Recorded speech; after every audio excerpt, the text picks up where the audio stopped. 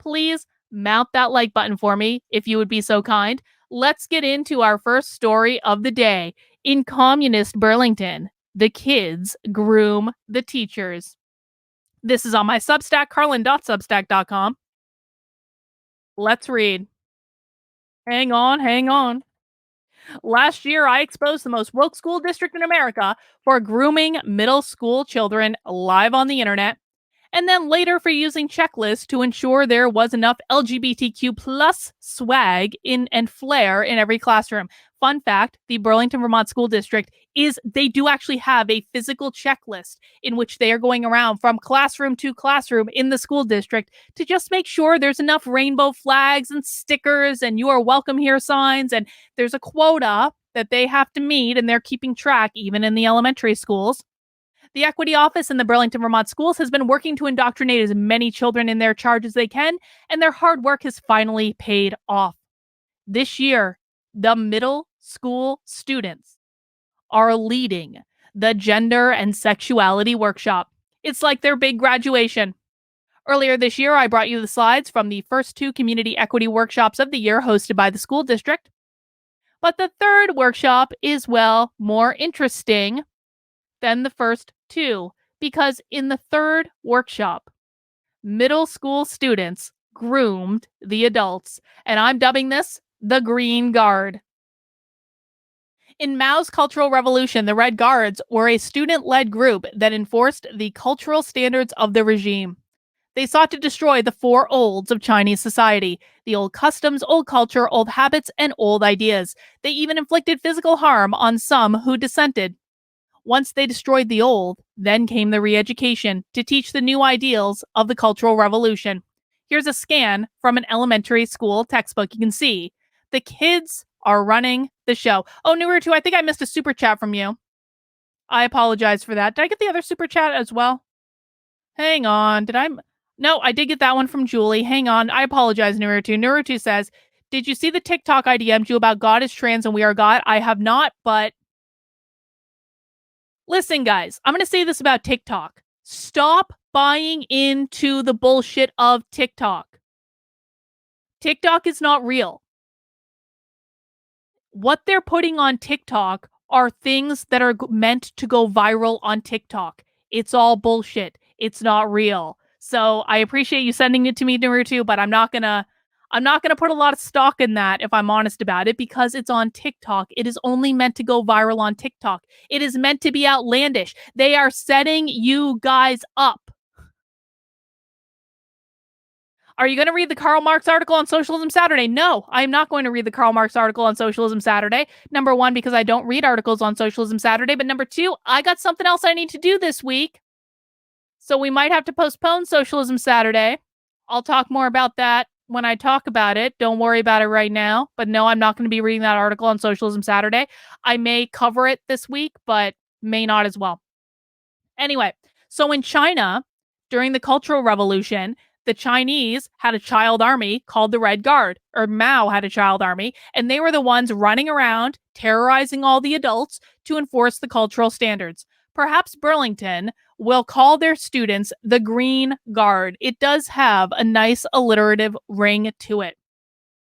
The community in Burlington gathered at Flynn Elementary School on March 8th, 2023, to discuss gender and pronouns in a workshop that was led by Edmonds Middle School YPAR, which stands for Youth-Led Participatory Action Research. Basically, YPAR is code for the Red Guard, or the Green Guard in this case. YPAR is the same group of students that participated in the online grooming webinars from last year. They teaching this workshop, or them, no, it shouldn't be that. Them teaching this workshop, I had that right, no typo. Them teaching this workshop is how you know the indoctrination was successful. And we can see here, this is on the first slide of the workshop. And it says, in this workshop led by Edmonds Middle School, that's what EMS stands for, Edmonds Middle School, YPAR, Youth-Led Participatory Action Research, participants will understand, apply, and gain comfort around gender, pronouns, and sexuality. And you can see here, all of the students from Edmonds Middle School, presumably, in their best LGBTQ plus swag, Did you know that 44% of the students in the Burlington, Vermont school district either identify as LGBTQ plus or gender nonconforming? 44%. No joke. To set the mood for the event, Superintendent Tom Flanagan issued a rousing statement denouncing the hateful anti trans rhetoric coming out of conservative events like CPAC. He also notes that these laws don't impact Vermont, which makes one question why he felt the need to issue a statement to students in Vermont schools that wouldn't actually be impacted. It's almost like Tom Flanagan, superintendent of the Burlington, Vermont school district, is trying to make students afraid that if they don't do something about this awful, rampant transphobia sweeping the land, that they might be impacted by it. And it'll come to Vermont next. It's almost like he's fear-mongering a little bit among students. I'm just saying. Now, as one who strongly disagrees with what Michael Knowles says at CPAC, and you guys know that I think that what Michael Knowles said and did is bullshit. And furthermore, I think that if the Daily Wire basically plunged off into the sea, we would probably all be better for it, if I'm honest about it. But even though I think the Daily Wire are awful conservative fear-mongering shills that are going to end up getting a trans person killed because they're teeing up their stupid audience with all of this overblown extremist rhetoric, that doesn't mean that I think that the superintendent of the Burlington, Vermont schools should be making political statements to students. Yes, they are. Conservatives are taking the bait with the Dylan Mulvaney mob. They 100% are, and it is so stupid. Conservatives taking the bait yet again, but that is a different topic for another day. I'm not going to do a conservative suck rant right now. We'll do one of those later. It'll be fine. Anyway, Tom Flanagan, and this was an actual slide in the presentation. You can see how hard this is to read. They fit this entire letter into the presentation slides, and I'm going to read you a little bit of it. I'll actually read you the whole thing. I know this is super hard to read. It just is what it is. You'll be able to see it a little bit better on the website. Dear Burlington School District community. Oh, the subject matter is transgender rights and lives. And he sent this email out on the same day as this training. Please stay tuned for another message today or tomorrow regarding our first day back, the successful budget vote, etc. Before that message, though, I feel compelled to share that last week, across 9 states, there were 15 anti-trans bills introduced, pre-filed, or filed, and 3 anti-trans bills signed into law that would directly impact the freedoms, lives, and in some cases, the livelihood of people who are transgender. In addition, at the Conservative Political Action Conference, a speaker claimed that transgenderism must be eradicated from public life entirely.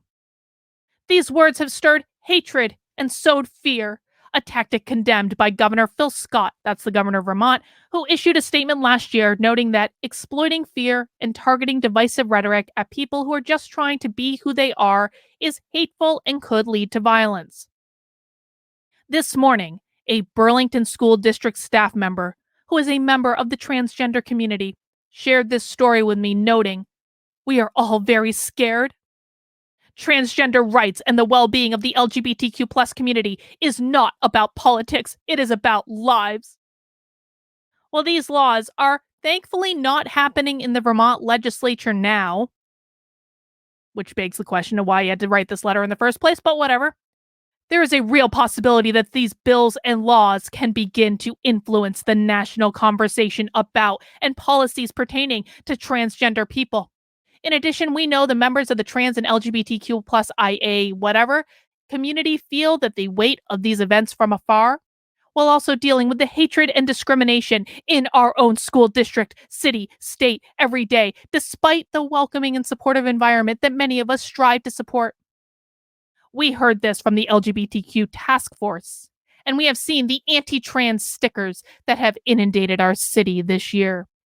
Our students and staff who are trans tell me these events create great stress for them. So, I am writing this message to express Burlington School District's condemnation of trans hate and our support for our trans community, and also to let you know that members of the community have let me know that we should check in with loved ones and validate their experiences and let them know we appreciate them and will look to keep them safe here in Burlington, Vermont.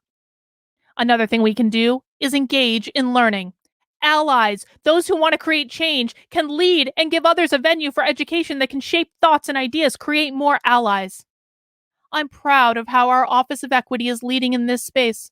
Tonight, March 8th, we will hold our third and final in-person LGBTQIA plus workshop. Let's talk about gender and pronouns. I just want to say, the we are the reason that they hold these workshops in person right now. We are quite literally the reason that the Burlington School District no longer grooms children on the internet. They moved. They're still doing their bullshit workshop series, don't get me wrong, but they moved their entire workshop series from online to in person only because of us. And I think that's a good thing because you guys know one of the things that pisses me off more than almost anything else is when adults put children on the internet as a virtue signal. It is infuriating when adults put children on the internet as a virtue signal to show how virtuous they are. And I say that because I have now had spent the last 3 years with my life on the internet, and I didn't understand what that would mean as a 40-year-old adult. You expect me to believe that a 12-year-old understands what that means? That they're going to be on the internet for the rest of their lives? No, no, no. So if the only thing that we accomplished by exposing the grooming in the Burlington, Vermont school district is they stop grooming kids on the internet, that's still a really good thing, and I'm really proud of it. Those kids are still probably going to grow up to be communists if we're honest about it. But hey, man, maybe not. Maybe we can save one or two. Let's see. Where did I leave off? In this workshop, oh, this is an important part. In this workshop, led by the EMS, Edmonds Middle School, YPAR, participants will understand, apply, and gain comfort around gender and pronouns and sexuality. We will explore the use of pronouns, neopronouns, and mixed pronouns, discuss sexuality and how it is different than gender, and hear recommendations from students on how to respect gender and sexuality with friends, family, staff, and peers. So the reason I read that whole lecture, the whole letter, is because the superintendent of the Burlington, Vermont school district said in this letter that it was the students, the middle school students, leading this workshop. Again, they've created their own little version of Mao's Red Guard in Burlington, Vermont. The students had a clear and thorough agenda, and everything you could ever want to know about pronouns, including neopronouns or pronouns that exist outside the traditional he, she, they. If you've never heard of neopronouns before, I promise you, you are in for a treat. So they've got their agenda right here. They will understand and apply and gain comfort around gender identity, pronouns, neopronouns, mixed pronouns, sexuality and how it's different than gender, intersex, and it's important. We're not really going to talk about intersex. They talk about intersex all the time. What outing is, and understanding how peer crushes can be harmful. How peer crushes can be harmful, by the way, we're not actually going to talk about it in the course of the article. You can go see the full slides. What they mean by that is that if you, if you know how, okay, if you're a guy, you might not know this, but the women will understand. You know how, teenage girls gossip? I know, shocking, right? Teenage girls gossip. And when they gossip, some of the things they gossip about are, who do you have a crush on? The Burlington, Vermont school district and the students are saying, you can't ask these kids and each other who they have a crush on, because if you ask someone who they have a crush on, you might be outing them. That's what they mean by that. Fun times.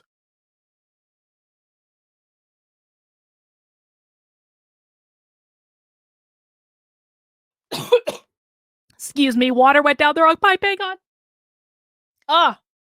I hate when that happens. Oh my God, it's like getting water up your nose. All right.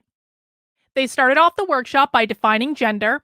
And I'm going to be honest, this is a definition of gender that I actually haven't seen before. Has anyone else seen this definition of gender? The fluid representation of how you identify with femininity, masculinity, androgyny, and everything in between. Isn't androgyny between femininity and masculinity? Like, is there something else between femininity and masculinity? I don't really understand that, but okay.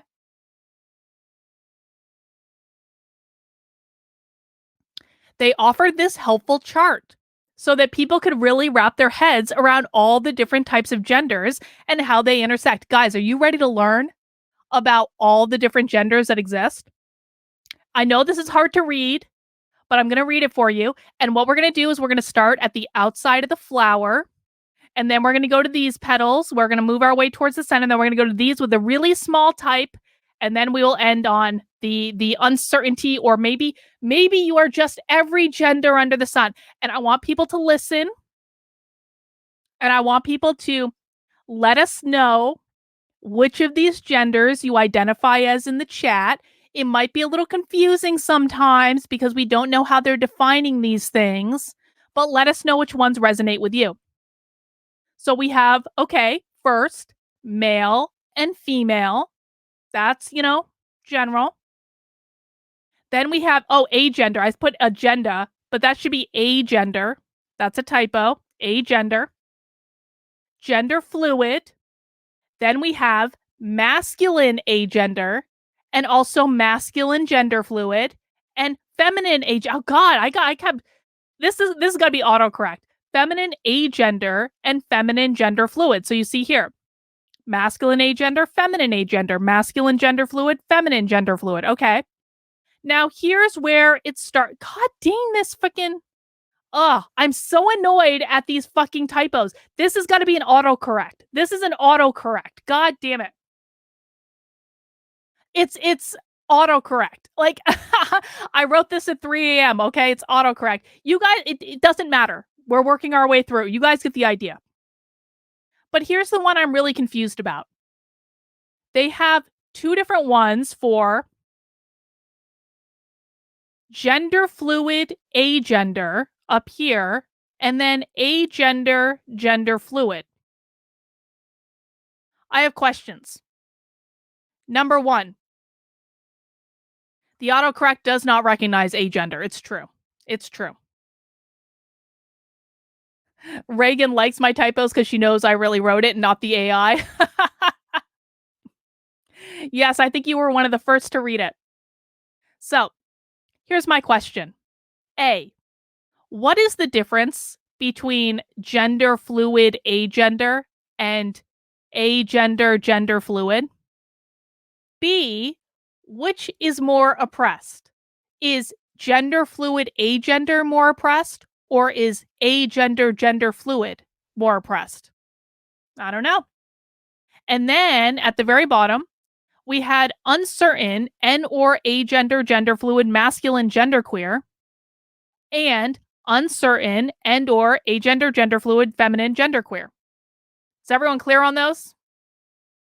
This is like each bullet is like one full category of gender.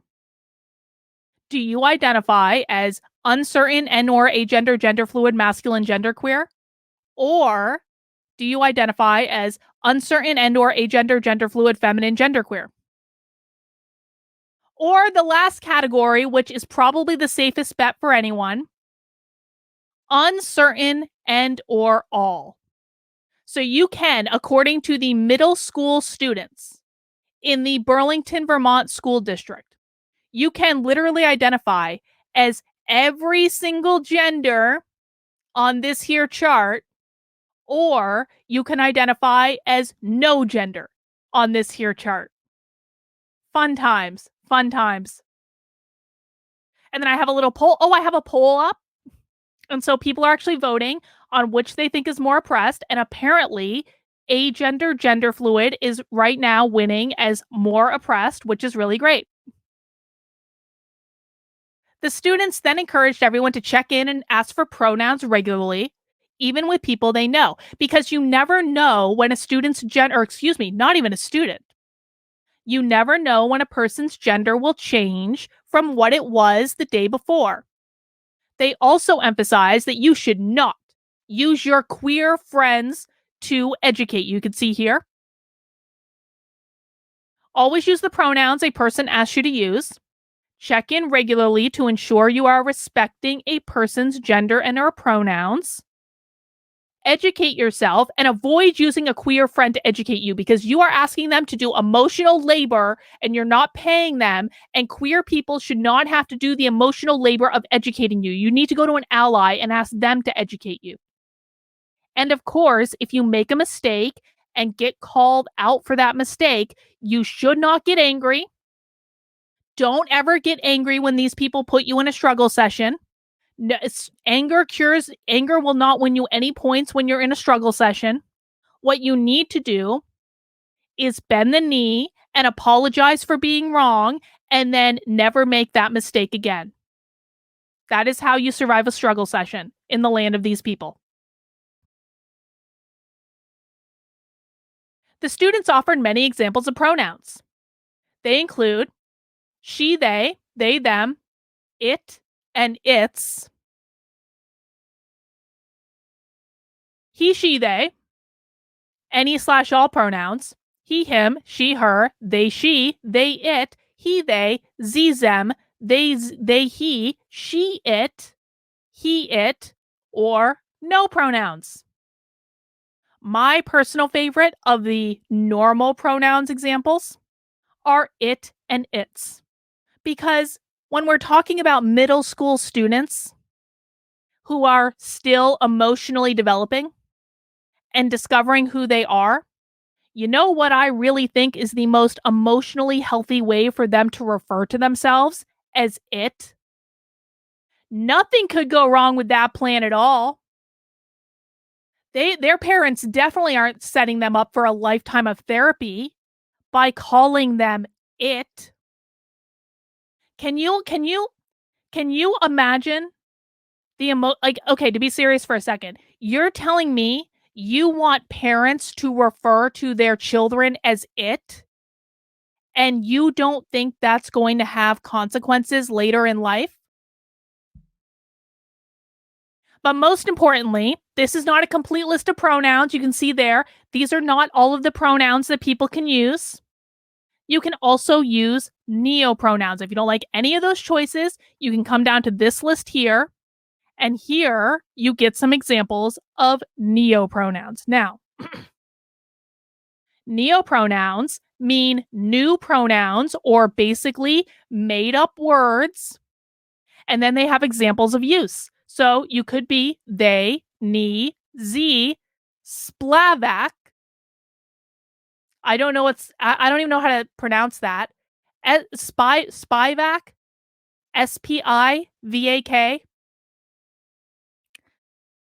Spivak, which is shortened to E, apparently. Zer, her, or zer, or Z. These are all choices as well. And if you still don't see ones that you would like on the list, you can basically just make up your own words and use them as pronouns. Who's to say that wouldn't be acceptable? Why are you going to confine me to a list of they, ne, z, spivak, zer, z? That just seems a little constricting to me. Remember, never ask someone for their preferred pronouns. We must never assume that you're demonstrating a preference just because you can make up whatever pronouns you want, regardless of if it's proper English. You can see here on this slide, avoid using preferred pronouns to referring to someone's pronouns, i.e. you should never ask, what are your preferred pronouns? Because we cannot indicate at all that this is a preference, because that would mean that you're questioning their lived experience. And it doesn't really matter if this stuff is grammatical. We left grammatical pronouns like a long ass time ago. I mean, did they even teach English in school anymore? I'm really asking because like 26% of the students graduating from schools like know how to read and write. And so I really do wonder, are they even teaching this in school anymore? Who knows? Next, the middle school students leading the workshop moved on to a rousing discussion of all the different types of sexualities in the room that people had heard of. Now remember, this is a workshop being led by middle school students with a room full of adults, parents, teachers, community members. The room full of adults is all being led and taught by the middle school students. And the middle school students are leading a discussion of all of the sexualities that these adults have ever heard of. What could possibly go wrong? Now, of course, we need to have a definition of sexuality. The definition that the middle school children gave is that sexuality is the fluid representation of who you are or are not attracted to. Now, I think it's important to acknowledge that these kids are saying that sexuality is a fluid representation of who you are and are not attracted to. Because if you're a straight person and you are not attracted to trans people, always remember that your sexuality is fluid. And if you don't change it and go on a date with a trans person, you are a transphobe and a bigot. There is still hope. It is never too late. Your sexuality is fluid and you can like trans people if you want to. That's what I think the real message is there. Moving on. Remember learning in middle school that you can have sexual attraction to multiple genders? Me neither. So there was this great chart, and this shows all the different types of sexual orientation. And it starts out as attracted to every single type of gender at the top with pansexual. And it goes all the way down to all of the different types of asexual people, which there are 4 different types of asexual people, apparently. And so we've got our ace spectrum identities at the bottom, which are identities that have a lack of or limited sexual attraction to any gender, including asexual, which is sexual attraction is not experienced to any gender, gray sexual, rare or limited partial sexual attraction to any gender, demisexual, which is sexual attraction may be felt under specific circumstances, or ace flux. Identity shifts along and across the ace spectrum. So you could be anyone. It could be a different type of agender on any given day. Just depends. Depends on if you wake up on the good side of the bed or the bad side of the bed. Who knows? So those are our agender down at the bottom. Next up, we get to monosexual identities, which means that you're only sexually attracted to one gender. That includes heterosexual, attraction experienced to the opposite or different genders, and homosexual, attraction is experienced to the same gender. Now, you'll notice on this chart, they are not differentiating between trans people and cis people. Why do you think that is? This is a pop quiz for the chat. Why do you think in the training that the middle school students gave to a room full of adults talking about all the sexualities, why do you think they used a chart that said, that completely left out trans people and does not differentiate between attraction to trans people and attraction to cisgender people? Why do you think that is? Radical moderate. Yes. Because trans women are real women. And if you don't want to date trans people, you're a transphobic bigot. That's exactly right, radical moderate. I'm glad that we've had this discussion, just so we're clear. Trans women are women, okay? Moving on. The last part of the chart is up at the top. And this is multisexual identities. which is sexual attraction to multiple genders, but not transgender. Trans women are women. We start off with bisexual, which is attraction to two or more genders, often the same gender and another gender. Then you have polysexual, which is attraction to three or more genders, but not all genders, but at least three. Then moving up the ladder, we have omnisexual, which is attraction to any gender. And gender can play a primary role in attraction. And then along with that, you have pansexual, which is also attraction to any gender. However, gender does not play a primary role in the attraction. Is everyone clear? Does anyone want to offer what their sexuality is in the chat? Does anyone want to? The only one that doesn't have a flag is, of course, heterosexual. Heterosexuals don't get a flag because they're the oppressors. They don't need a flag, okay? They tried to take the super straight flag, but that was a little too transphobic. We can't have that. Moving on.